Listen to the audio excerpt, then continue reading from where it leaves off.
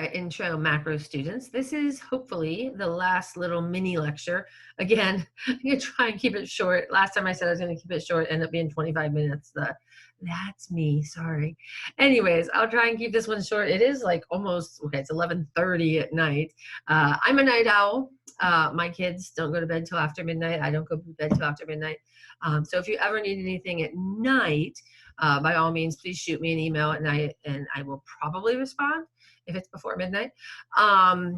As opposed to first thing in the morning, we're not morning people. Our last name is Cullen, which happens to be the vampire family in the Twilight series, if you remember that. So we call ourselves vampires. And so often you won't get responses at 7 in the morning. 8 is usually when I'm stumbling out of bed.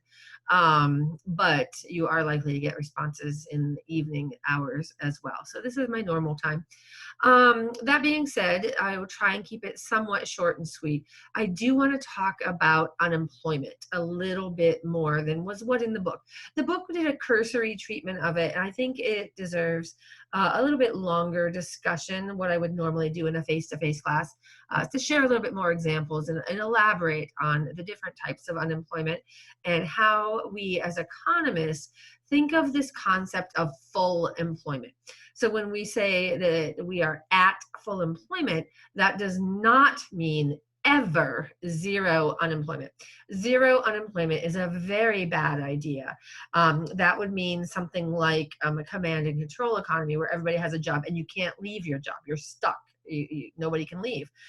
There's no turnover, right, in the economy. So zero unemployment is not a desirable outcome by any means.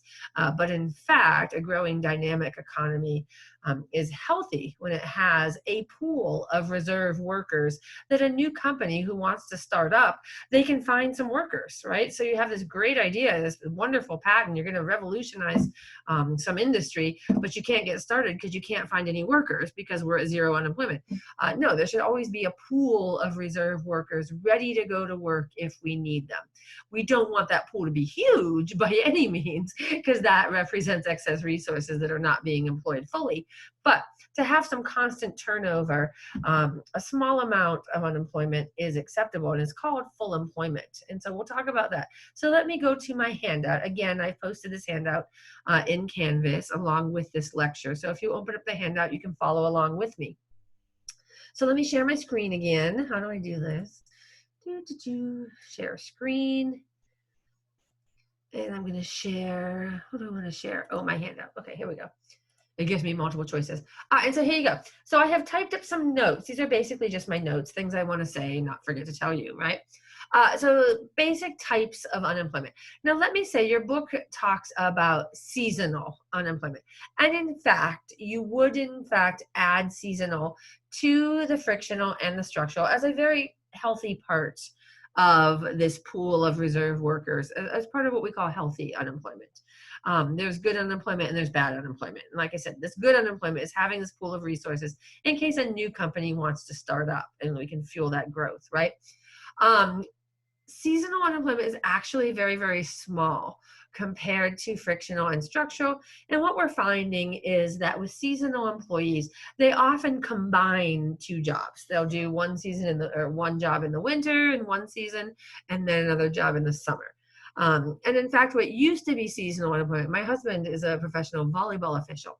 And so whereas volleyball season used to be, let's say, high school volleyball is just in the fall, we now have high school volleyball, college volleyball, middle school volleyball, all going on in the fall.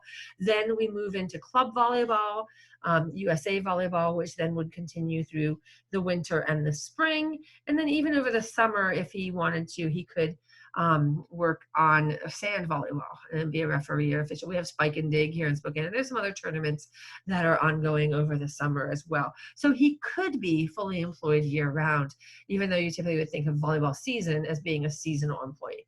So we found that it's not the case anymore. So I'm not going to talk about seasonal unemployment. And in fact, in most of my examples, I will say assume seasonal is none, essentially very, very small. We're not going to worry about it. Okay, so for that reason, I'm just going to focus on the big parts of healthy unemployment, the frictional and the structural. So the main thing to know between the two, and both are okay, both are healthy, If you become unemployed, it's very, very uncomfortable. It's not good. You won't know where your paycheck is coming from. You have to file for unemployment. And it's not a good feeling by any means to be without a job when you want one. Excuse me, just a second. But hopefully these are very short-lived. There's just a temporary period. You're just in transition until you get that next job or whatever. Most people will go through these periods of frictional or structural at some point in their careers. So not that big a deal, hopefully. It's what's more problematic is our unhealthy unemployment, the cyclical unemployment, or perhaps parts of unemployment where people are stuck, let's say, and they don't have the skills to move into a new job or a new career that is in demand, let's say. But anyways, so frictional and structural. So frictional and structural, the major difference is voluntary versus involuntary.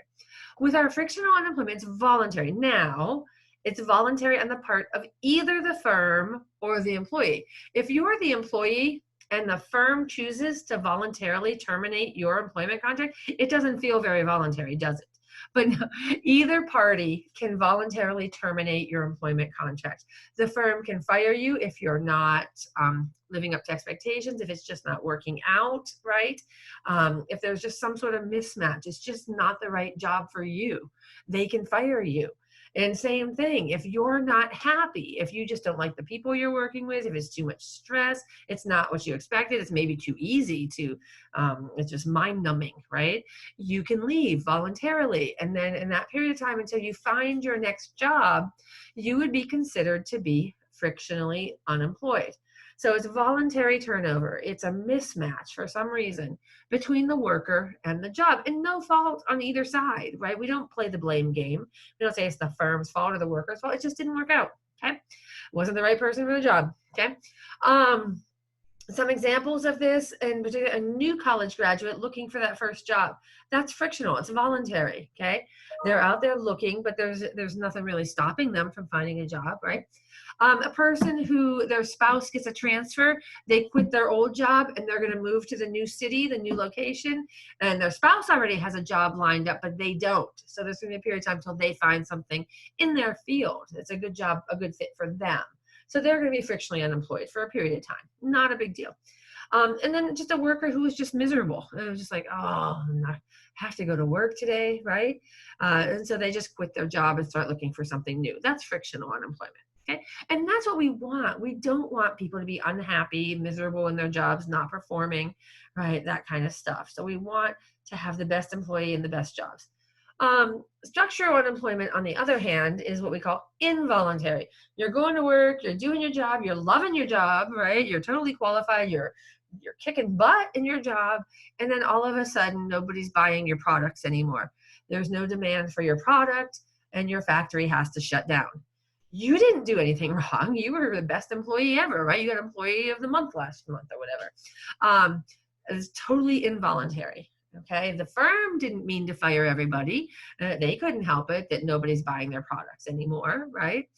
So this is structural unemployment. Things like this happen as our economy evolves, and we need this in a growing dynamic economy. We need to get rid of horse and buggy drivers. We need to get rid of switchboard operators. We used to have people who just would push the elevator buttons and just manage the elevators. No, we don't need that anymore. Right? So there's a lot of jobs that have been replaced by technology, perhaps, or other things. Think of Blockbuster Video got replaced by Netflix and other streaming services. So bank tellers have been replaced by ATMs. We're starting to see cashiers at our fast food restaurants being replaced by people ordering on their phone, mobile ordering, or when you walk into the fast food restaurant, there's a kiosk and you can order, right? So this kind of stuff, it's normal. This is the transition of our economy as we modernize and evolve. And it's sad in the interim as these people have to find new jobs, but it's part of a growing and changing and evolving economy. It's not necessarily stagnation. Okay. So book manufacturers, we don't buy as many books anymore. We don't buy as many newspapers anymore. So those jobs, we're starting to lose them. All right, so frictional and structural is what we call healthy unemployment. The unhealthy unemployment, let me scroll down my handout here, is what's called cyclical unemployment. When the economy slows down and we start to enter a recession, every firm starts tightening their belts. All firms start laying people off, right? Cutting back hours, whatever they do, it doesn't matter, right? It could be agriculture, it could be sports, it could be, medical, dental, it could be whatever, manufacturing of sneakers or something. In that case, that is cyclical unemployment, and it is due to the economy stumbling. So that's more problematic. That means the economy is getting sick. So that's what we call unhealthy unemployment. When we have cyclical unemployment, it's just due to an economic downturn. Okay. So cyclical unemployment, excess, or in some cases, too little unemployment if we're overheating. If the economy is hitting on all cylinders, and we've tapped out our pool of reserve workers. We don't have any reserve workers because we hired everybody because everybody's like busting their butts working 90 hours a week, right? Something like that. That could be the opposite problem of having too many workers sitting around is having too few workers sitting around. In either case, it is a problem of our economy either being overheated or being sluggish, okay? And so it's fluctuations in the business cycle that is causing this. It's where we're at in that business cycle. And so that's what cyclical unemployment is. It's variations away from our ideal pool of reserve workers, our frictional and our structural. Okay, so those are three types of unemployment, two of them being healthy, frictional, structural, cyclical being unhealthy. Okay, so when we talk about the natural rate of unemployment, this is actually called the NAIRU, and I think I have that written down here. A nation's natural rate of unemployment, formerly called the NAIRU, for non-accelerating inflation rate of unemployment. It's the rate of unemployment that will not kick off any excess inflation in the economy. Okay, so it's a good thing. It can be found by adding our frictional and our structural. So that is our benchmark. We want to be at the natural rate of employment. And if we're at our natural rate of employment, okay, our natural rate of unemployment, either one, in that case, if we're at that natural rate, right, of unemployment or employment, right, let's say natural rate of, let me change that to unemployment just to be more clear, right, that natural rate of unemployment is equal to two combined unemployment rates, so we should probably call it the natural rate of unemployment. At that natural rate of unemployment, right, that's our healthy place to be. That's the benchmark. That's where we want to be. We're going to call that full employment. So the natural rate of unemployment is otherwise known as we're at full employment. Everybody's fully employed, but we still have this little pool over here, which is good, right? But everybody else has a job. Okay, so that's what this says, that zero unemployment is a bad thing. A healthy dynamic economy will always have some workers that are in transition. We want workers to be able to leave jobs they don't like. We want firms to be able to get rid of the workers that just aren't producing, unfortunately, right? Have an incentive for them to either improve themselves, go get more education, training, whatever, or to find another industry where they're better suited, and so on. So this is good, and we want to be able to shed those old industries, get rid of those things we don't need, like Blockbuster videos. We don't need those anymore. See ya. Okay. And so our healthy unemployment is the combined frictional structure. So let's assume, there's a little example down here, that in the US, the frictional unemployment is about 2% and the structural is about 2%. And that's pretty normal. That's about what we think as economists. So that would give us a natural unemployment rate of about 4%. Recently, our economy was doing so well. We're coming off this 8-year expansionary period. We were just booming prior to COVID-19. Everything was firing really well. We were below 4%, 3.8% nationally is our unemployment rate. So we're slightly below that, which, like I said, that's a sign of overheating and a signal that we probably were going to reach a different phase of the business cycle and start slowing down. But anyways, so about 4% is reasonable, right? About where we're at. Like, okay, that's a good place to be. And so that's what I have down here. The natural rate, UN, is equal to the frictional plus the structural. Okay, so the 2 plus 2, so let's say it's about 4%. Now what we want to do is we want to go out there and find out, we know that's our benchmark, but where are we? How close are we to our benchmark? So we want to go out there, measure the current unemployment rate right now. See how many people are out there that are looking and can't find jobs relative to everybody that's in the civilian labor force, and calculate that unemployment rate. You guys know how to do that. We've done the examples, right? So go find the current unemployment rate and compare it to the natural. If there's a difference, if they're not equal, if it's not 4 and 4, for example, then any difference is called cyclical. Okay, so let's say, for example, right now things are crazy thanks to COVID-19. We have unemployment claims through the roof. We've got more people that can't go to work. The governments have said, no, you can't. It's not safe. Sorry, you can't run your business right now. So we're in shelter in place. Okay, kind of idea. So thanks to COVID-19 restrictions in many, many states and across the nation, let's say our current unemployment rate is about 15%. Okay, that's huge. Double digits is huge when we get there. So 15% is outrageous.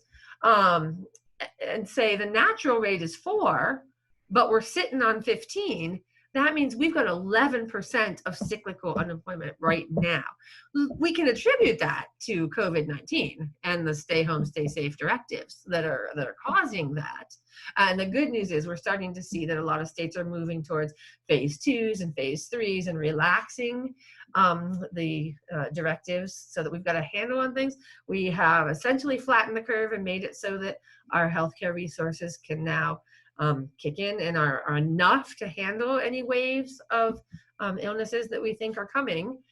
That's why we had to flatten the curve, because we thought that peak was going to be, and in fact, it would have been devastating. I assure you, we did a great job of flattening that curve. And now it's about time we can say, okay, let's start easing back to work a little bit more here. And this is what we're doing. But right now we're sitting at maybe about 11% of cyclical unemployment.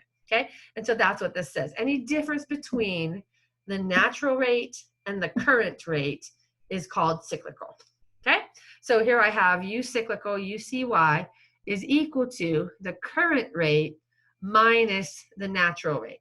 So in this case, 15% minus 4%, that's where I got the 11% from. Okay, this was in the book. Like I said, it was a real cursory treatment of it, though, and they didn't write it out with the formulas like I did. So I just wanted to elaborate on that a little bit for you. Hopefully this makes a little more sense. Please go back, read the chapters. Please go watch the videos I've posted for you, and take into account everything, and do that homework 5. Answer the questions at the end of the chapters, do those practice quizzes. We do have an exam coming up. I know you guys are working super duper hard and keeping really busy. I'm sure you got other classes that are keeping you busy as well. But let me know if I can help. Come see me during my office hours, shoot me an email. Whatever I can do to help, we're going to make it. I think we can see the light at the end of the tunnel now, guys. So hang in there. Keep working hard. I'm proud of yins. And I will check in with you as we get closer to that second exam. And maybe shortly after that second exam, even, as I'll start posting new lectures on the last very short bit of material as we make the final push towards the end of the quarter. So hang in there. We got this. I'm going to go ahead and stop my share. I'm going to stop my recording.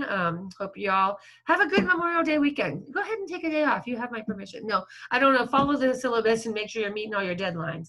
But in the meantime, if you can take a day off to just relax, by all means, you need some downtime every once in a while.